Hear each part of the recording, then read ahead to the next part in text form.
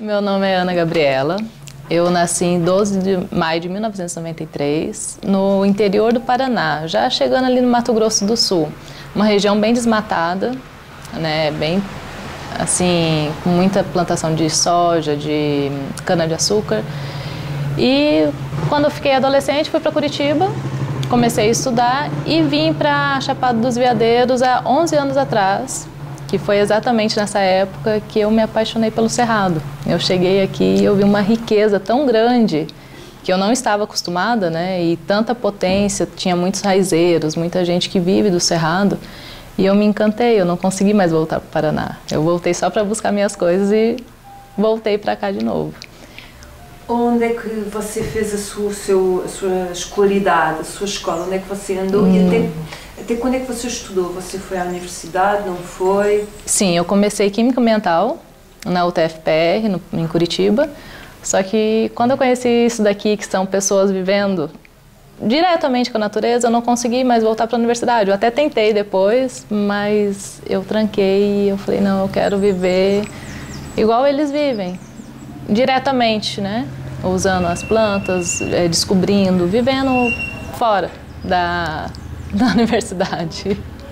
A Ana tem irmãos, é filha única? Eu tenho 2 irmãs e um irmão.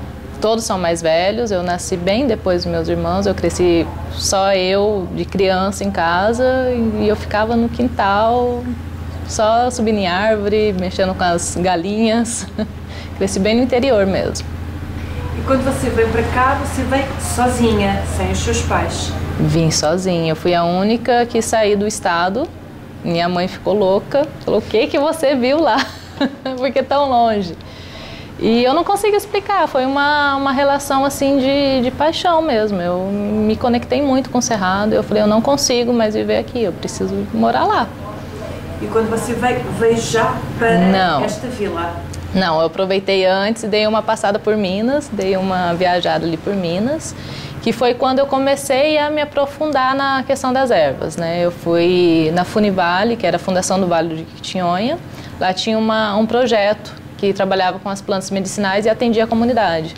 Eu fui para passar um final de semana e eu fiquei 40 dias. Não consegui sair também. E lá eu fiz uma imersão, trabalhava na horta, trabalhava com os fitoterápicos, com o Marcos Guião, com a Cris. E fiquei 6 meses viajando, voltei para cá. Aí quando eu estava aqui procurando casa e tudo, eu falei, nossa, mas eu precisava terminar minha faculdade, né? Eu falei, vou voltar para Curitiba. E nessa volta eu peguei leishmaniose, que deu uma bela de uma cicatriz. E lá em Curitiba eu comecei o tratamento. Só que não dava certo, é um metal pesado, antimônio, não sei se vocês conhecem leishmaniose. E eu passava muito mal. Eu, assim, quase desmaiava, tomava diluído em soro ainda. E eu chegava em casa e eu ficava mal. E eu lembrei que quando eu passei aqui tinha a raizeira Dona Flor, que já tinha curado leishmaniose de outras pessoas. E eu já ia para 4 meses com uma ferida aberta na carne viva. Eu falei assim, bom, eu vou largar tudo de novo, vou voltar para lá. Eu acho que, né, é um sinal para eu voltar.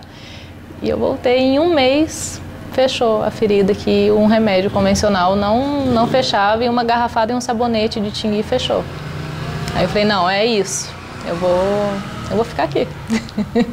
E quando chega aqui, fica logo aqui nesta vila? Não. A Dona Flor morava no Moinho, né? Ela fez a passagem ano passado. E então eu ficava no Moinho e Alto Paraíso um pouco. Eu ficava muito de nômade. Eu trabalhava como voluntariado em algumas fazendas de permacultura, agrofloresta. E ficava aqui também ali perto do Vale da Lua, que tinha um chalezinho que às vezes eu trabalhava ali. Então eu fiquei nesse... Estamos a falar de que anos, mais ou menos? Foi em 2014. Faz 10 anos. E esse trabalho nómada que estava a falar nestas várias fazendas, o que é que você fazia lá, nesse trabalho, nesses vários espaços? De tudo. A gente cortava capim elefante, triturava, fazia canteiro, trabalhava na horta, mexia com as plantas, podava, manejo, tudo de agrofloresta mesmo. E estas quintas, estas xícaras, estes espaços, tem cada uma a sua cultura ou elas são todas mais ou menos iguais? Ajude-nos a perceber aqui um bocadinho se elas são especializadas em alguma coisa ou se cada um cultiva o que quer, como é que é a relação com as raizeiras? Explique-nos um pouco mais. Olha, todos esses lugares tinham uma coisa em comum, que era a horta e o princípio da agrofloresta, né? Só que cada lugar tinha um jeito de fazer por conta da terra, do tipo da terra, né? Da altitude, tudo. Então, mas eles tinham em comum a agricultura, né? De horta e de plantas para se automedicar, para não precisar da farmácia. E eles tinham algum tipo de registro em papel para experiências, para perceber como fazer ou não? Só lhes interessava o cultivo propriamente dito? Isso. A não ser na Fundação Univale, que era um projeto, né? Que foi lá onde comecei, que era de trabalhar com as plantas medicinais para atender a comunidade. Eles atendiam toda semana, 2 vezes por semana, as pessoas iam, eles avaliavam e preparavam o medicamento de acordo com aquela pessoa. E aí tinham já um médico, digamos assim, um especialista em medicina tradicional. Isso. E as outras pessoas que trabalhavam na horta. Isso. Falamos da raizeira Dona Ana. Dona Flor. Dona Flor. Conte-nos Ana sou eu. Desculpe. Imagina. A Dona Flor vivia aqui perto. Conte-nos um bocadinho dela. A Dona Flor morou lá no Moinho, né, durante toda a vida dela. Foi parteira de mais de 300 partos. Ela fez o parto do irmãozinho dela, quando ela tinha 11 anos. A mãe estava com 2 parteiras e o bebê estava virado e ela conseguiu desvirar, ela entrou no quarto e a partir de então, desde os 11 anos, ela era considerada parteira, ela já sabia de várias plantas, né? E é uma entidade aqui, todo mundo conhece a Dona Flor, tem até um livro ali dela, que é da farmacopeia da Dona Flor. E ela era mais assim da saúde da mulher. Ela era uma mulher braba, uma pequenininha assim, e ela puxava a orelha das mulheres, dava os remédios, ia pro mato mesmo pegar e infelizmente faleceu ano passado, né, por conta de asma. Com 87 anos, eu acho, 80 e alguma coisa. De tudo o que ela lhe ensinou, o que é que guarda? Não, infelizmente eu não tive a honra de ser aprendiz dela. Eu só fiz o tratamento mesmo, né? A gente conversava algumas coisas. Mas ela tinha muito essa relação com a espiritualidade também, né? Apesar dela ser evangélica, ela acreditava muito nos espíritos das plantas mesmo e da nossa relação com a natureza.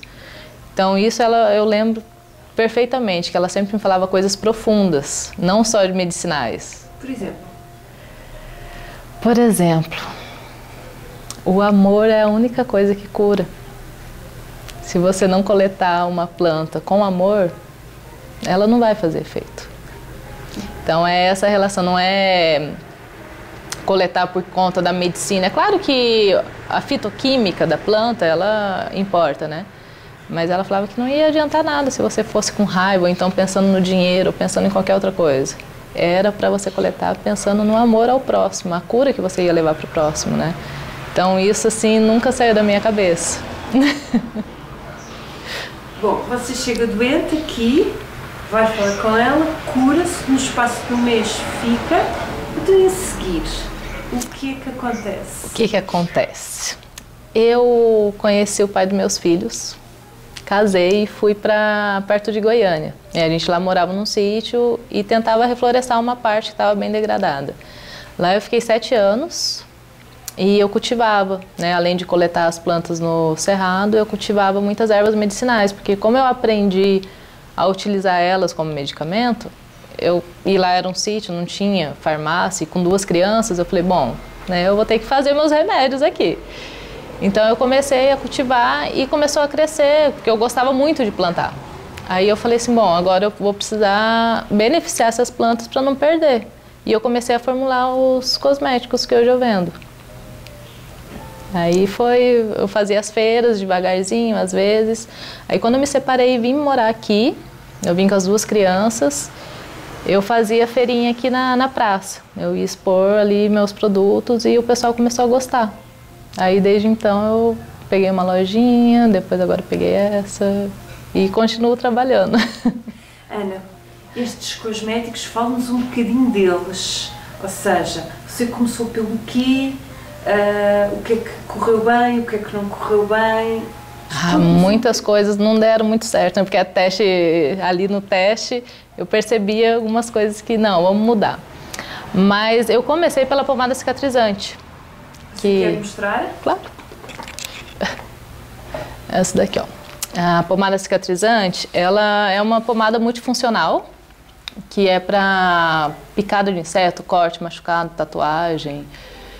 Na verdade, eu estou mentindo. Eu comecei pelo insumo que tá nela, que é o extrato de barbatimão. Não sei se vocês conhecem barbatimão, se tem lá. Não é insumo, o que é isso? Insumo é a matéria-prima. O barbatimão, vou pegar esse aqui também. Ele vai na composição da pomada, mas eu comecei com ele porque quem trabalha em roça se machuca muito, né? Com facão, com essas coisas, então dá muito corte.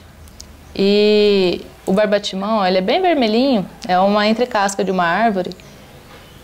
E a gente cicatrizava até corte de motosserra com isso daqui, em vez de ir lá dar ponto.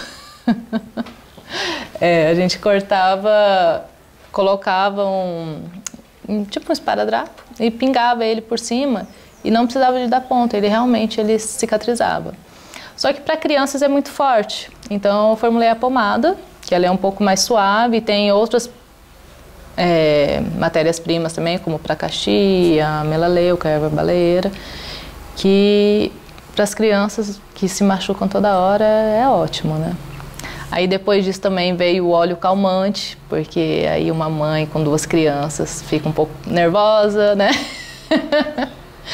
A linha infantil, que era para acalmar eles também, e assim foi indo, conforme ia surgindo as necessidades, eu olhava o que eu tinha no meu quintal e preparava de uma maneira prática, porque não adianta também você ter a erva lá, só que não é prático de usar, né? Então uma pomada é muito fácil, você pegar e passa no meio da noite, você não precisa ir lá no meio do mato pegar, né? Então eu comecei a partir daí. Aí hoje todos os produtos que eu formulo são de questões que me trazem. Tipo, alguém vem na loja e fala assim, eu tô precisando de uma coisa assim, assim, assim. Aí eu penso em alguma coisa e formulo. Então vai bem intuitivamente, assim. E todos estes produtos, eles têm que passar em algum sítio para serem comercializados? Algum tipo de validação federal, governamental? Teria. Mas eu ainda não passei. Ok, mas isso é tranquilo? Não... Então, o que acontece na legislação brasileira, não existe... É porque ele parece um cosmético, né? Então, não existe cosmético artesanal. E para competir com uma indústria, por exemplo, eu iria competir com o Nebacetim, né? É uma indústria grande e tal. Aí precisa da Anvisa, então eu estou num meio termo que não é nem cosmético nem remédio, né? Os dois juntos, e na verdade é cultura, né? É sabedoria popular. Então, infelizmente hoje no Brasil não tem uma lei que valide os raizeiros. Aqui já aconteceu da vigilância sanitária pegar a barraquinha de pessoas da comunidade que estavam vendendo óleo, sabonetes e pedir para tirar. E isso é bem triste, porque os jovens não querem mais aprender e trabalhar com isso, porque que garantia eles têm que vão poder trabalhar com isso? Já vamos a essas questões legais. Ajude-nos então a perceber. Você vem para aqui com as 2 crianças pequenas, sozinha, e decide montar uma loja, mas só com os seus produtos. A primeira loja que você monta aqui é só com os seus produtos? Não. Eu imaginei que não teria tanta saída, então eu também começo a comercializar castanha, frutas, essas coisas de produtos a granel junto com as ervas. Só que foi o contrário do que eu pensei, as pessoas iam procurar remédio mesmo e não queriam saber de castanha nem nada. Então eu joguei muita coisa fora, inclusive. E a partir daí começou a ter essa saída, só que a minha loja era muito escondida, era no fundo de uma varanda, você passava na rua e não via nem a porta. Então era a loja mais secreta da vila. E aí apareceu essa loja aqui. Eu já estava prestes a desistir daquela, porque era difícil fechar o mês, pagar as contas, tudo, né? Só que daí apareceu essa loja, que é na rua principal, eu falei, não, vou tentar mais uma vez. E eu percebo que as pessoas ficam encantadas, que querem conhecer mais sobre esse universo natural, né? De não precisar da indústria farmacêutica com uma dor de cabeça. Você tem uma planta que você pode pingar ali na água umas gotinhas e pronto, acabou a sua dor de cabeça. Então, cada vez mais o público vem procurar. Você está aqui nesta loja há quanto tempo, Ana? Aqui fez um ano. Mês passado. Mas você continua a receber pedidos e a fazer novas receitas? Sim. Então mostre-nos a última receita que inventou. O último que eu inventei... Bom, o último foi, na verdade, um pedido de pessoas que querem deixar a casa com o aroma que tem aqui na loja. Que nem foi tão medicinal assim, mas o pessoal queria. Que é esse Aromas do Cerrado. Isso. Posso? Pode. E tem o perfume também do Aromas do Cerrado. Esse daqui. Que são com... Aqui eu coloquei baunilha do Cerrado, não sei se vocês já ouviram falar, que é fantástica. E a mescla, que é uma resina que está ali atrás também. A resina branca e a baunilha está aí no... Isso. Essa resina aqui, ela dá numa árvore na beira dos rios. Não sei se vocês já ouviram falar. Se vocês quiserem cheirar também. Ela é bem mentolada, refrescante. Ela é uma delícia, gente. Na beira do rio, isso daí perfuma até. E é muito... Não tem tratamento nenhum, você corta e colhe e traz para aqui. Isso. Na verdade, esse daí eu compro de extrativista porque é bem no meio da mata mesmo, porque atualmente aqui já está muito desmatado, né, na beira do rio, infelizmente. E as que tem, já tem pessoas que coletam. Mas a resina, ela é muito utilizada para defumação, só que ela tem o poder medicinal dela também, que é para bronquite, sistema respiratório. Você pode comer isso daqui, colocar no mel, que ajuda a expectorar. E sabe quando você come uma coisa que não cai bem, assim, você come 1/3 disso daqui e ele vai estimular a bile. Então, em 10 minutos você já tá boa de novo. Tem o poder medicinal dela. Só que o último pedido foi um cheiro de ambiente. Ana, disse-nos também que para fazer todos estes produtos que você cria, você trabalha com várias raizeiras. Sim. Ajude-nos então agora a perceber um bocadinho melhor este trabalho e desde quando é que você o faz? Desde que você tem a loja lá no fundo de uma varanda, desde que você tem esta, como é? Não, depois que eu vim pra cá, que o meu tempo ficou bem curto, porque né, eu tenho que ficar muito tempo na loja, produzindo e tudo mais. Então antes só eu coletava as coisas que eu utilizava. Hoje eu coleto algumas coisas ainda que eu gosto de sair no mato, a parte que eu mais gosto é sair no mato para coletar. Só que tem algumas coisas que ficam mais difíceis, como a resina da mescla, ou então o óleo do coquindaiá, que é extraído ali na comunidade de Calunga. Então eu fui atrás das pessoas que já vendiam aqui na feira, comecei a conversar, você não me vende uma quantidade maior e tal, a gente pode fazer um negócio que sempre eu vou estar pedindo, né? Então hoje eu tenho alguns fornecedores da comunidade de Cavalcante, ali do Moinho. E este trabalho com as raizeiras, como é? Como é este trabalho de perceber como se misturam, para que servem? Você continua a fazer este estudo, não é? Não tanto quanto eu gostaria. Eu ainda encontro alguns deles, troco umas ideias, mas não é tanto quanto eu gostaria, não. Mas eles estão super abertos. Eu já fui lá em Cavalcante, fiz saída de campo com a dona Giovana, a dona Cecília, sempre que está aqui eu converso com ela. O seu Dedé, que é um raizeiro aqui da cidade também, semana passada ele deu uma oficina de garrafada para mulher e para o homem, que é para limpeza do útero, né, e para limpeza do homem. E eu participei também, mas a loja me toma bastante tempo, viu? Fala-nos destas pessoas com quem fala, com quem é formada. São pessoas que têm uma ligação muito à terra, mas com quem é que eles aprendem? Com quem é que eles... Com os antigos, com os pais, avós, tios, só que as pessoas, né, estão morrendo, porque não tem mais quem se interesse tanto por isso. Porque, como eu falei, não tem uma garantia que você vai poder trabalhar com isso. Então, essa é uma questão bem crítica, porque cada vez mais as pessoas que passam esse conhecimento estão passando para outro lado da vida, né? É uma questão bem crítica. Aqui sempre tem um encontro de raizeiros. Aqui? Em maio. Tem encontro de raizeiro, pajés, parteiras. E todo ano a gente tem a notícia que pelo menos umas 2, 3 pessoas faleceram e perdeu todo o conhecimento que tinha, né? Esse encontro, falamos um bocadinho dele. Ele serve para eles trocarem conhecimentos entre eles? Isso, troca de saberes. Existem, durante todo o encontro, durante todo o dia, tem rodas de conversa, oficinas e apresentações.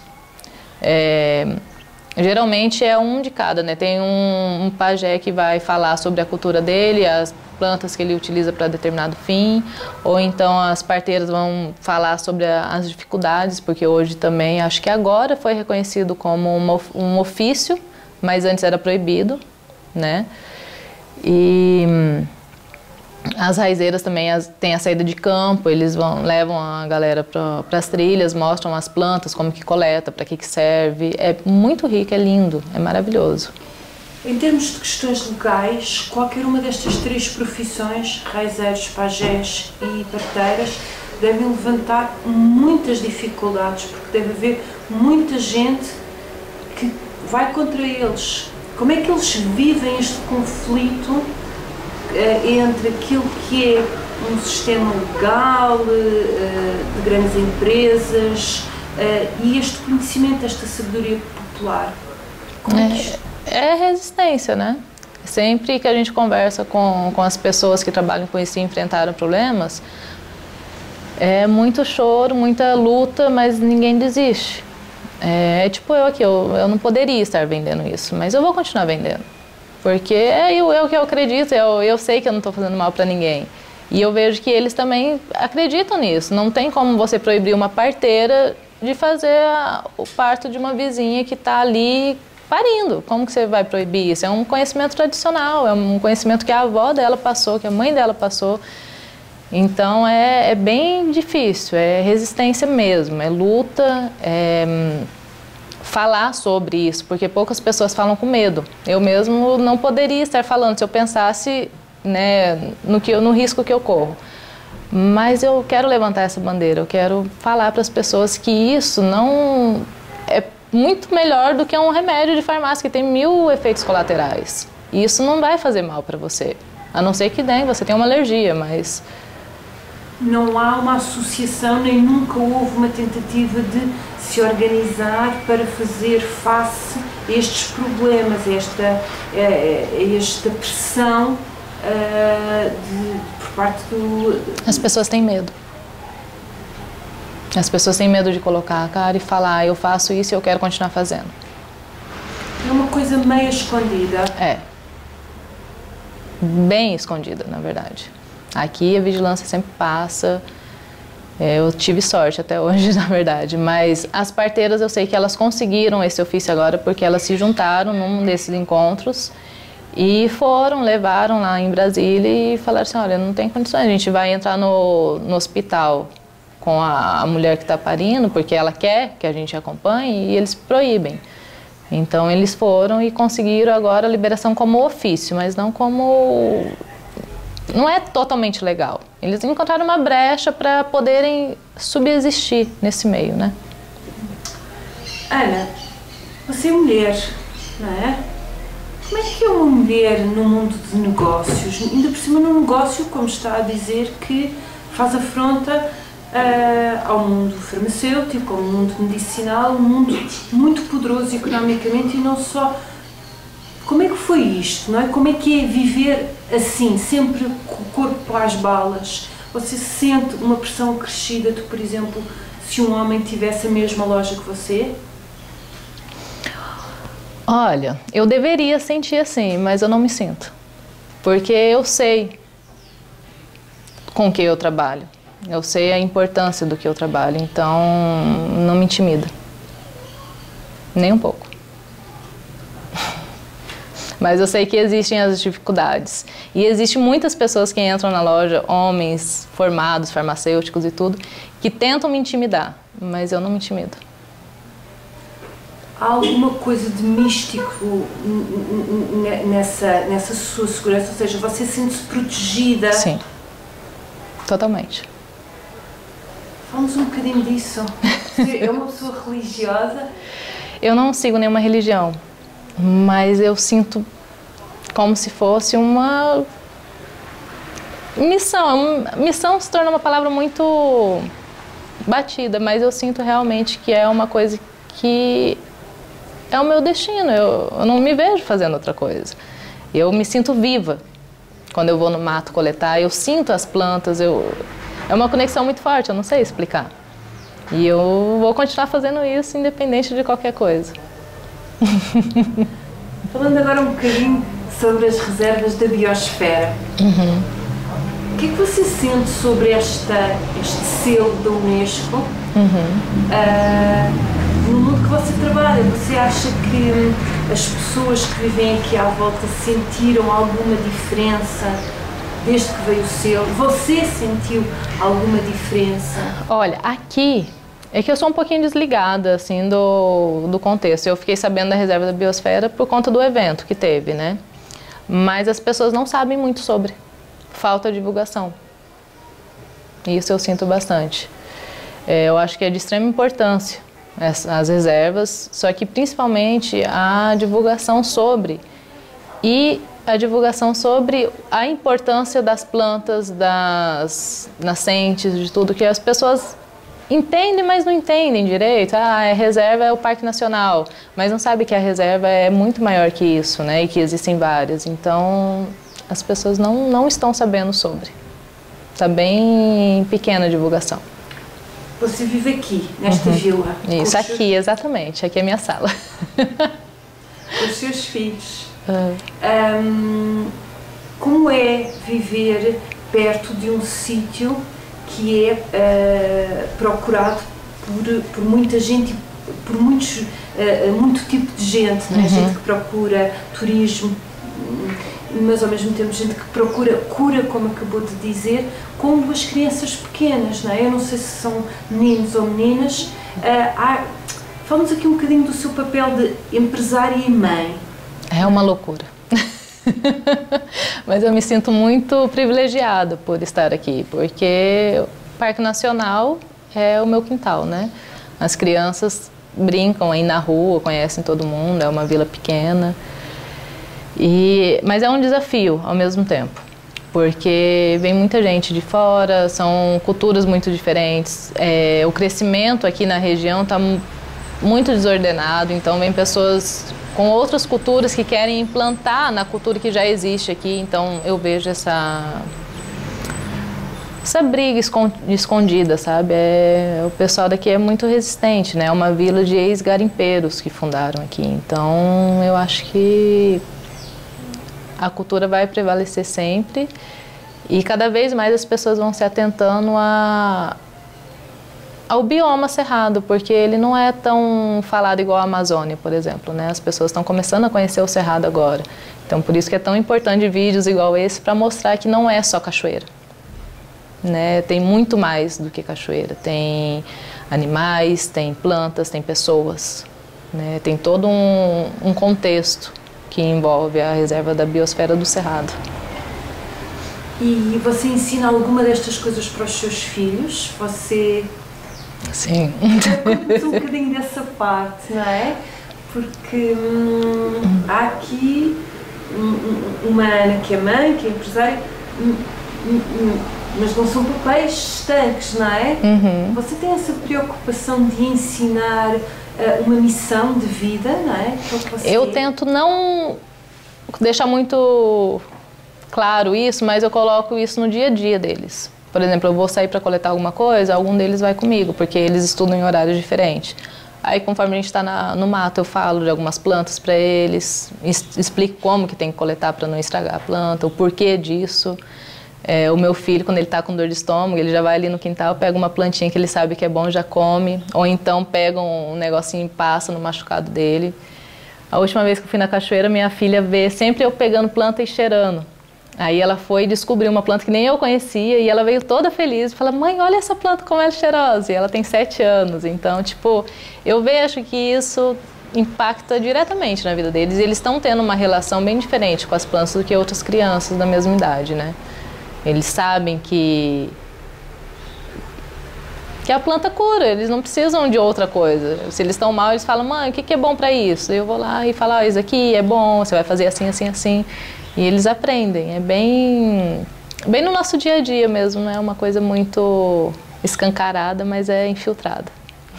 E como é que é eles na escola, não é? Porque eles estão a viverem numa escola perto de uma reserva natural, não é? Dentro de uma reserva natural. Uhum, sim. Como é que é isto? Você é chamado à escola e de vez em quando fala sobre isto? Alguém é chamado à escola para passar este conhecimento? Não.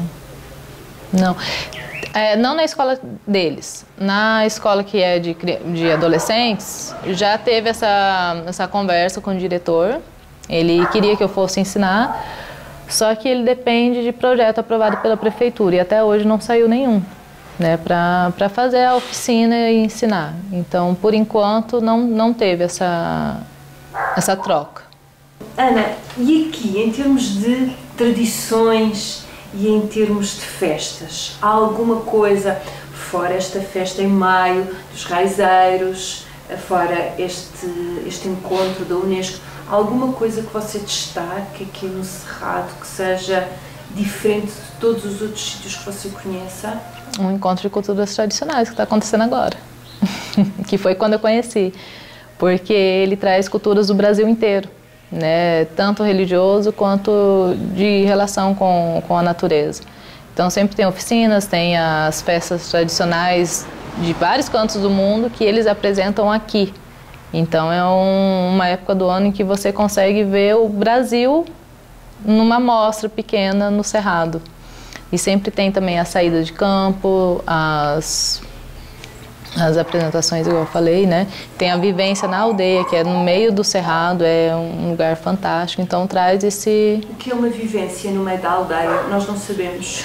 Então, a aldeia multiétnica é um lugar que 7 etnias vêm todo ano para apresentar as vivências de cada povo originário. Então, cada dia vai ter uma etnia que vai apresentar algo daquela tradição. Hoje mesmo acho que é o Caiapó, que vai apresentar uma festa sobre mulheres, que tem algumas festas que, até nas aldeias, né, existe o machismo. Então, só que elas conseguiram uma festa só delas. Elas que preparam, elas que organizam. Então, hoje vai ter essa apresentação. Que horas? 8 horas da noite. Por isso que eu quero ir para lá depois. Mas, então, cada dia é uma vivência com uma etnia. Só que durante todo o dia tem várias... Todas elas vão estar vivendo alguma coisa e você pode estar compartilhando com elas, né? Mas a apresentação sobre vivência, cada dia é sobre uma etnia. É bem interessante isso. Lá na aldeia, que é a primeira parte do Encontro de Culturas, é só sobre os indígenas. Aí quando vem para a vila é sobre as culturas tradicionais do Brasil, que vem gente do Maranhão, Tocantins, Amazônia. Você aproveita essas feiras, essas festas para trocar saberes, para trocar conhecimento? Quando eu consigo ir, sim. E não há uma tentativa de esconder conhecimento, não? As pessoas partilham de coração? Sim. Sim, eu acho que eu nunca vi alguém tentando esconder nada. Quando você pergunta, sempre eles estão abertos, porque é sobre isso, né? É sobre você perpetuar um conhecimento que é oral, justamente por isso. Que você precisa falar sobre, porque senão ela se perde. Ainda sobre aqui o Cerrado, é importante ser uma reserva da biosfera ou não? Com certeza. Porquê? Gente, o Cerrado é o berço das águas. Tipo, sem Cerrado não vai ter mais nada. As raízes são tão profundas, é tanto poder medicinal, é tanto tempo aqui resistindo que o desmatamento no Cerrado eu considero, posso até estar falando uma besteira, mas até melhor mais importante do que a Amazônia, porque o Cerrado ele demora muito para se recuperar, né? Não é tão fácil. A gente acha às vezes que ele é fácil, mas se você for andar em alguma parte que não foi desmatada, você vai ver plantas de mais de 1000 anos. É muito tempo para uma planta ali, e você vai lá e corta achando que é um matinho, uma coisinha pequena, né? O Cerrado, infelizmente, tem esse visual mais baixo, mais sujo, né? Então, quem vem de fora acha que é um matinho ali, vamos desmatar, que ali não tem árvore grande. Só que não percebe a importância das raízes, daquele ecossistema que ele não consegue enxergar, porque é menor, em dimensão visual, mas de importância é gigantesco. Eu acho que é de suma importância falar sobre o Cerrado. Então, ajude-nos a completar a frase. Ser do Cerrado para si é... Rico, não tem outra palavra. É muito rico, gente. É muita riqueza para todos os lados que você olha, para todos os âmbitos que você olha o Cerrado. Ele é fundamental para toda a humanidade, não só para quem mora aqui. O barbatimão é uma planta aqui do Cerrado que a entrecasca dela, ó, ela é vermelhinha e é super adstringente, então ela é muito utilizada para cicatrização, para pós-parto, para gengivite, quando a pessoa tem refluxo. E é uma planta que hoje em dia é uma das mais conhecidas do Cerrado. E eu escolhi falar dela porque existe a colheita que não é sustentável, né? Porque não é só ir lá no mato e coletar. É você entender o ciclo da planta, como coletar, quando coletar, né? Existe todo um processo. E o barbatimão, as pessoas acham que é só ir lá e pegar entre casca e pronto. E fazem em volta do tronco. E isso está acabando com muitos barbatimão. Eles estão morrendo por colheita inadequada. Então, eu faço a colheita sustentável, que é a poda, né? Você vai podar os galhos, vai ter o mesmo princípio ativo e você ainda vai ajudar a planta a crescer, né? E disso daqui, eu faço extrato, faço pomada, faço sabonete íntimo, é um leque de opções com uma planta só do Cerrado. Ela, para mim, é uma das mais importantes e das mais subjugadas por achar que pode coletar de qualquer jeito, né? Existem outras plantas também, tipo o rosmaninho, que é uma planta também do Cerrado, que ele é calmante. Vou pegar para você ver. Estas raizeiras que fomos falando, elas também conhecem como é que é feita a poda e como é que é feita? Eu sempre converso. As que eu converso, elas sabem que não podem, porque elas veem muitas plantas morrendo. Mas elas conhecem pessoas que coletam errado só para vender, né? Porque é mais fácil coletar ali do tronco do que subir numa... Eu tenho que subir na árvore para podar. Minha filha adora quando eu vou, porque ela se diverte, né? Mas é muito mais fácil você pegar ali do tronco, você vai conseguir mais matéria-prima fácil. Só que não é sustentável, né? Porque hoje você vai coletar, ano que vem também, mas no terceiro ano ele já não vai existir. Então não adianta também promover a saúde com as plantas medicinais se você não perpetuar a espécie, né? O rosmaninho é uma planta aqui do Cerrado que ela... Sabe Rivotril? Rivotril, um medicamento que deixa as pessoas mais calmas para dormir melhor. Mas aqui é muito melhor. Pode cheirar. Essa planta é um arbusto que dá sempre nas beiras do rio, em lugar mais alto. E dá uma florzinha rosa, linda, maravilhosa. E faz parte da perpetuação a polinização, né? E tem muita gente que vai coletar fora da época. Agora ela está florida. Então a coleta melhor para se fazer é depois que as flores secam, né? Que vai ser em agosto agora. E tem muita gente que para vender, né? Você pode ver que o meu pote está bem pequenininho aqui. Eu nem estou vendendo mais. Eu estou assim guardando para ocasiões bem necessárias. Porque eu só vou coletar em agosto, no final de agosto. Só que as pessoas querem coletar antes para ter produtos para vender e tudo mais. E acaba que corta no começo do ciclo reprodutivo dela e ela vai se perdendo. Então, isso eu vejo que tem uma necessidade bem grande de ensino. Até para as pessoas que já vivem da terra há mais tempo, elas muitas vezes não têm esse conhecimento, porque antigamente coletava pouco. Né? Não tem problema você ir na planta, na árvore do barbatimão e tirar um pedacinho do tronco dela. Mas se você for tirar muito para vender, isso vai acabar com a planta. Então, existe também essa procura demasiada de plantas medicinais, só que não existe o ensino de como coletar essas plantas em escala maior. Então, isso é um ponto que eu acho bem importante no Cerrado, é o ensino sobre o ciclo de vida das plantas. E esse ciclo não se alterou com as alterações climáticas? Olha, isso eu já não sei. Porque o cerrado, ele é bem resistente à seca e à queimada, né? Porque todo ano acontece isso. Então eu não sei o grau que isso afeta aqui, mas com certeza vai afetar, né? De alguma maneira. E a questão da polinização, não é? Ela é um problema, segundo as raizeiras com quem você vai falando? Eu não escuto muito sobre. Sobre essa planta aqui eu aprendi lá na Funivale, porque eles trabalham muito com rosemaninho e eles me ensinaram isso desde o começo, né? Falaram assim, olha, plantas que você vai coletar que tem flores, é sempre depois da florada, para você dar a oportunidade para outros seres vivos também aproveitarem aquela planta, né? E continuarem a espécie. É muito bom nesse cheiro. É muito bom. Ana, há pouco você disse uma coisa maravilhosa sobre uma raizeira que lhe disse que só pode colher com amor, porque senão existe algum tipo de oração, alguma palavra para se dizer alguma coisa enquanto se colhe este tipo de plantas?